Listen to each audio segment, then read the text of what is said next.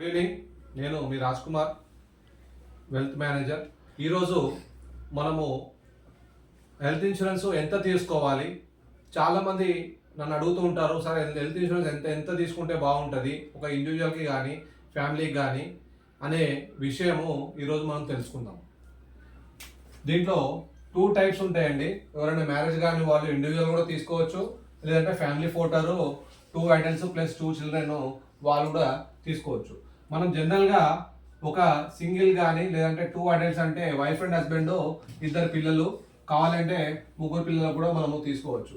At least 15 days of hospitalization expenses ఉండేటట్టు మనం చూసుకోవాలండి. సో 15 డేస్ ఆఫ్ హాస్పిటలైజేషన్ ఎలా క్యాలిక్యులేట్ చేస్తామంటే మనకు 2 టైప్స్ ఆఫ్ సిటీస్ ఉంటాయండి. అన్ని హెల్త్ ఇన్సూరెన్స్ కంపెనీలో 2 టైప్స్ ఆఫ్ సిటీస్ ఉంటాయి. అండ్ కొన్ని కంపెనీస్లో ఏంటంటే టైర్ 3 ఉంటాయి, టైర్ 4 కూడా ఉంటాయి. కానీ జనరల్గా మేజర్ కంపెనీస్లో మనం క్యాలిక్యులేట్ చేసుకోవాల్సింది tier 1 city and tier 2 city అండి. టైర్ 1 సిటీలో ఏమేమి వస్తాయంటే ఢిల్లీ, బాంబే, బెంగళూరు, అహ్మద్ నగర్ ఇలా కొన్ని టైర్ 1 సిటీలో వస్తాయి. టైర్ 2 సిటీ వచ్చేసి హైదరాబాదు, సికింద్రాబాదు, రంగారెడ్డి ఇలాంటివన్నీ టైర్ 2 సిటీలో వస్తుంటాయి. మీరు ఏ కంపెనీలో ఒక్కో కంపెనీ చూస్ చేసుకున్నప్పుడు టైర్ 1 ఏమున్నాయి, టైర్ 2 ఏమున్నాయి, టైర్ 3 ఏమున్నాయి చూసుకోండి. జనరల్గా మనం ఎలా క్యాలిక్యులేట్ చేయాలనేది ఇక్కడ చూద్దాం. టైర్ 1 సిటీలోకి వచ్చే వరకు 25,000 పర్ డే ఖర్చు per day 25,000 per day into 15 days of hospital expenses into 4% అండి. 2A అయితే 2 అడల్ట్స్ 2 చైల్డ్ మనం తీసుకున్నాం ఇక్కడ example. 25,000 per day into 15 days into 4 మెంబర్స్కి కలిపితే మనం 15 lakhs ఇన్సూరెన్స్ కవరేజ్ అనేది తీసుకోవాలండి ఇక్కడ టైర్ 1 సిటీలో.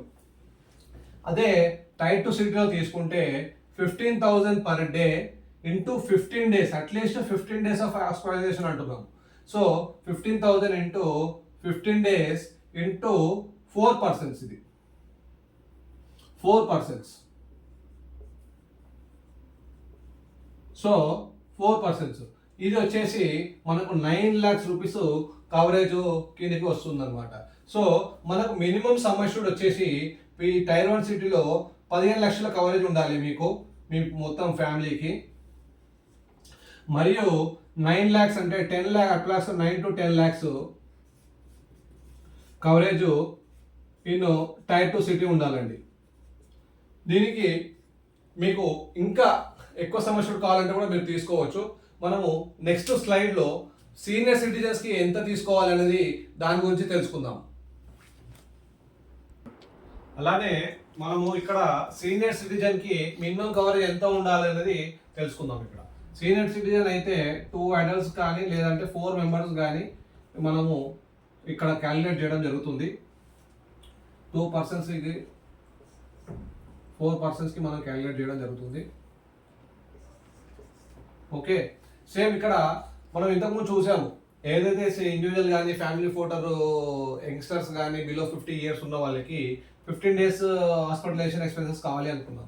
కానీ ఇక్కడ సీనియర్ సిటిజన్స్ వచ్చే వాళ్ళకి అట్లీస్ట్ 30 డేస్ హాస్పిటలైజేషన్ ఎక్స్పెన్సెస్ ఉండేటట్టు మనం కవరేజ్లో చూసుకోవాలండి మినిమము.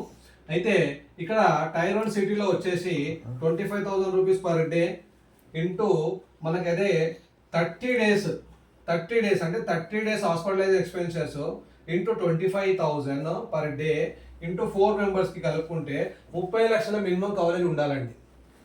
అదే టైర్ 2 సిటీ వచ్చేసి 15,000 రూపాయలు per day into 30 days into 4% చూసుకుంటే 18 lakhs కవరేజ్ మనం ఉండేటట్టు చూసుకోవాలి. అంటే మనకు ఎంత కవరేజ్ అనేది మినిమం కవరేజ్ అనేది ఇంత ఉండేటట్టు మీరు చూసుకుంటే రేపు ఫ్యూచర్లో ఏదైనా వచ్చినా కానీ మన జోబుల నుంచి పెట్టడం అంటే పాకెట్ ఎక్స్పెన్సెస్లో కండిషన్. అయితే ఈ కవరేజ్ అనేది మినిమం అండి. మీ బడ్జెట్ని బట్టి మీకు ఎలా తీసుకుంటే బాగుంటుంది అనేది, దీనికి ఇంకా ఎక్కువ డీటెయిల్స్ కావాలి అనుకుంటే నా నంబర్కి కాంటాక్ట్ చేయొచ్చండి. 8686855969 అండి. Thank you.